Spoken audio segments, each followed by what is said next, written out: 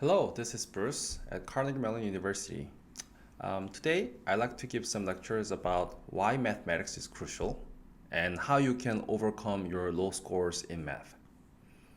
자, 시리즈 세 번째 순서는 수학 학습 전략입니다.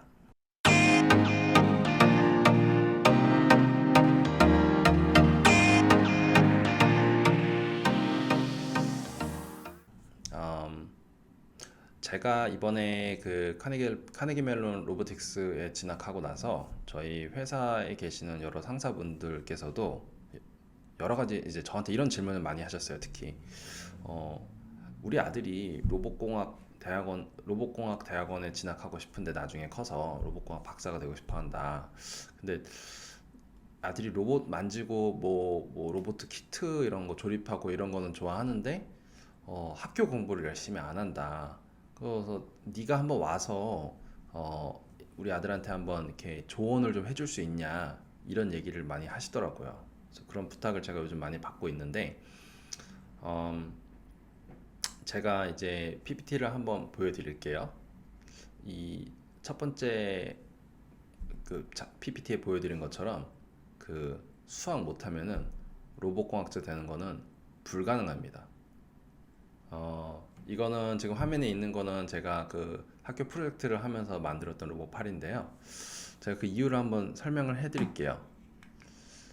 다음 장을 보시면은 이게 지금 로봇팔에 들어가는 수학을 제가 간단하게 정리를 한 거예요. 그래서 보고서의 일부 내용들을 발췌를 한 건데, 어, 이 그래프에 나와 있는 게 어떻게 보면 로봇팔을 되게 추상화해서 표현한 거고요. 이 로봇팔이라는 거는 결국 이 팔이 어떤 특정 위치로 이동을 해야 되잖아요. 그러면 이 위치에 대한 어떤 좌표가 주어질 거고요. 네, 초기점이 있을 거고, 이 로봇이 이렇게 이동을 해서 물건을 잡으러 가야 되는데 갈 때마다 이 여러 가지 관절들에 대한 각도를 알아야 되거든요. 이 각도를 알기 위해서는 당연히 삼각함수를 알아야 되고요. 왜냐면 이게 삼각형으로 다 그릴 수가 있거든요. 그리고 그 각도를 어떤 식으로 계산할지에 대해서 간단하게 수식으로 정리를 한 거고요. 그 정리된 수식을 그러면은 컴퓨터로 어떻게 구현할 건지에 대해서 이제 PPT의 오른쪽 상단 부분에 이제 정리를 한 거고요. 정리된 내용을 바탕으로 어, 이 관절이 이동을 하려면은 여기에 각각 연결되어 있는 모터들이 돌아가야 되거든요. 이 모터들을 어떻게 돌릴 건가, 어떻게 신호를 줘서 돌릴 건가, 라는 모터 드라이브를 어떻게 구현할 건가, 라는 부분과 연동시킨 게 이제 오른쪽 아랫부분에 나와 있는 코딩입니다.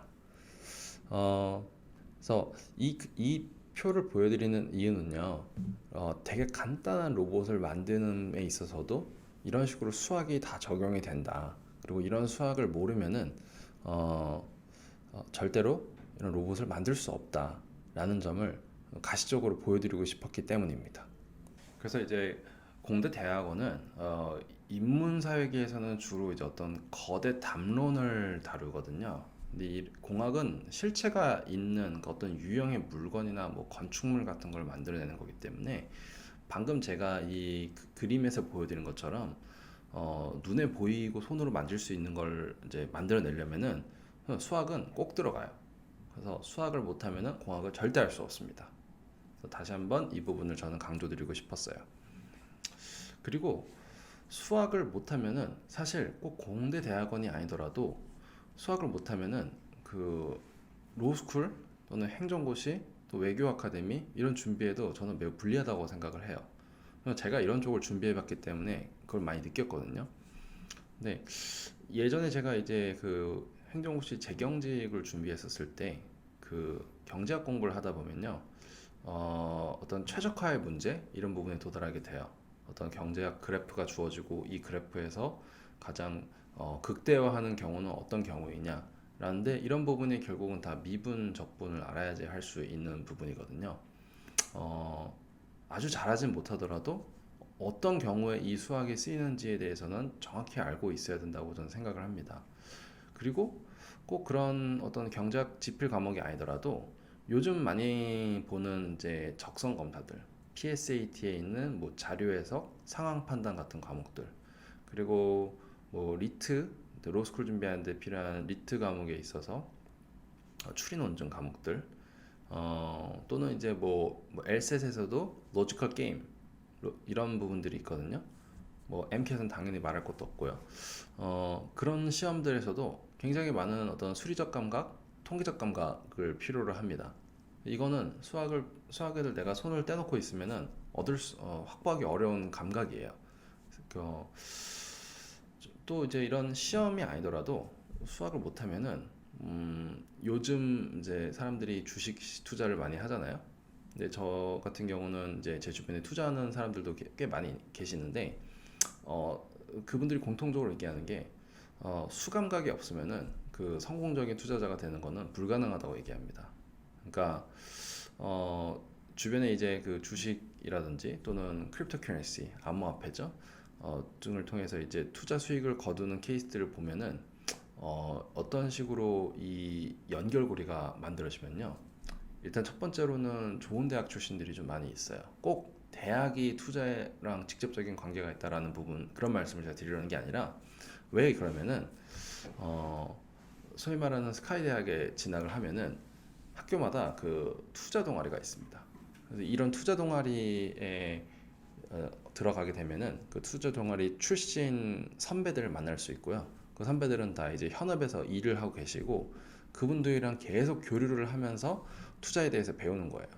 그리고 그분들이 나중에 이 학생들이 이제 취업할 때가 되면은 다 이끌어 가요. 괜찮은 친구들 다 스카웃을 그 동아리를 통해서 많이 나갑니다. 그래서 이런 그 메커니즘을 활용하기 위해서도 대학에 가야 되는 거는 좋은 대학에 가야 되는 거는 필요한 상황이고요. 그리고 당연히 좋은 대학에 가려면은 수학을 해야 되는 결론으로 이제 이어집니다.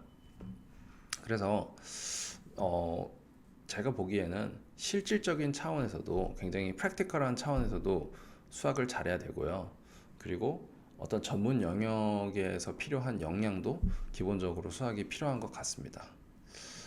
어, 그러면은 어, 내가 수학을 좀 못하는데 어떻게 하면은 잘할 수 있냐라는 고민이 들 것 같아요.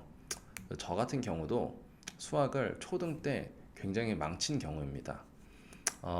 저는 이제 초등학교 5학년, 6학년을 캐나다에서 그 조기 유학을 보냈기 때문에 수학의 기초를 잡을 수 있는 기회를 많이 놓치고 한국에 들어왔습니다. 그래서 중학교 1학년 때 이제 교육해 보니까 제 수학 실력이 정말 형편이 없더라고요. 이걸 극복하기 위해서 저도 이제 많은 노력을 기울였고 대치동에서 이제 뭐 영재학원이라는 곳에 가서 정말 간신히 그 커트라인 학원에 들어갈 수 있는 커트라인 점수도 나오지 않았었는데 3시간 동안 시험 본 그 정성이 갸륵하다고 입학을 허가해 줘가지고 50점 커트라인에 45점으로 제가 들어가서 공부를 했습니다. 그래서 열심히 했어요. 그리고 수학은 되게 정직한 과목이기 때문에 뭐 이렇게 뭐 내가 암기를 더 많이 한다든지 뭐 이런 요령껏 배울 수 있는 학문이 아니고 그냥 정말 그 이론을 충분히 이해하고 문제를 풀어보면서 내가 이론을 충분히 이해했는지 확 검증을 해보고 그 일련의 과정을 요하는 학문입니다.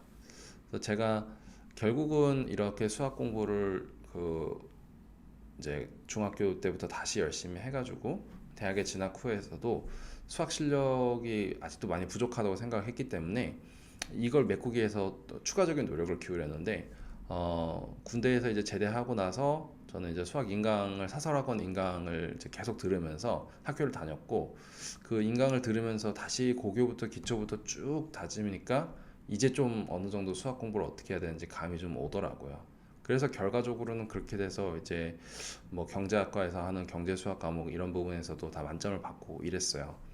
근데 이 얘기를 드리는 이유는 내가 수학이 좀 부족하더라도 실력이 좀 많이 망가져 있더라도 다시 처음부터 기초공사부터 탄탄하게 하면은 충분히 따라잡을 수 있는 게 수학이기 때문에 그런 부분에 있어서 저는 포기하지 않고 꾸준히 도전하는 게 수학 공부를 함에 있어서 되게 필요한 자세라고 생각을 합니다.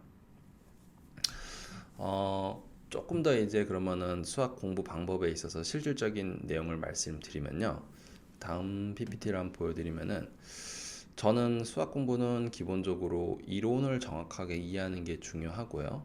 이론을 정확하게 이해하기 위해서는 당연히 어떤 개념들이 쓰이는지 그 개념에 대한 정의를 정확히 이해하면서 개념이 무엇인지 파악하는 게 필요하고, 개념과 개념 간의 관계가 어떻게 만들어져서 논리가 형성이 되는지, 그 논리가 어떻게 다음 논리로 이어나가는지 보는 게 중요한 것 같아요. 그리고 이게 다 이해가 되면은 이걸 머릿속에 내가 저장하는 노력을 해야 되고요. 외워야 된다는 거죠, 한마디로. 그게 외우고 나면은 이거를 입력을 했기 때문에 출력을 하는 연습을 해야 된다고 생각을 하고, 그 입력과 출력이 자유롭게 돼야지 이 과목에 대해서 잘할 수 있다고 저는 생각을 합니다. 그리고 그 출력하는 과정은 엉덩이가 많이 필요하다고 저는 생각을 해요. 지금 PPT에서 보여드리는 거는 제가 이제 회사에서 일을 하면서 이제 공학을 공부했던 과정을 보여드리는 건데, 이제 수학이 많이 쓰이는 공부고요. 이 화면의 왼쪽 같은 경우는 제가 이제 핸드폰을 들고 다니면서 뭐 버스든 지하철이든 혹은 뭐 잠깐 뭐 라운지에 가서 커피 한 잔을 마시든 했을 때마다 틈틈이 이제 제가 꺼내가지고 이제 그 핸드폰 노트 앱에다가 이제 펜으로 수학 문제를 푼 화면을 제가 캡처해서 보여드린 겁니다. 되게 간단한 기본 문제들인데, 이런 문제들을 그냥 책만 보고 아는구나 이렇게 넘어가는 것보다는 문제를 써보고 백지에서 내가 풀어내는 연습을 하는 게 되게 중요해요. 오른쪽 같은 경우는 제가 이제 평소에 공부할 때 어떤 식으로 이제 배운 개념을 이제 문제를 푸는데 썼는지 보여드리는 화면인데, 뭐 아까 보여드린 거랑 유사하지만 이런 식으로 내가 좀 하이라이트를 하면서 중요한 부분에 있어서는 수식을 내가 잊지 말아야지라고 표시하는 그런 일련의 노력들이 실력 향상에 있어서는 굉장히 많은 도움이 된 것 같습니다. 그래서 요즘은 정리를 하자면은 이론을 정확히 이해를 하고 문제를 많이 풀면은 내 수학 실력이 지금은 부족하더라도 충분히 회복할 수 있기 때문에 포기하지 않고 요 일련의 과정들을 꾸준히 진행하는 게 저는 필요하다고 생각을 합니다. 그래서 시리즈 세 번째 파트는 이렇게 마치겠습니다. 구독, 좋아요 부탁드립니다.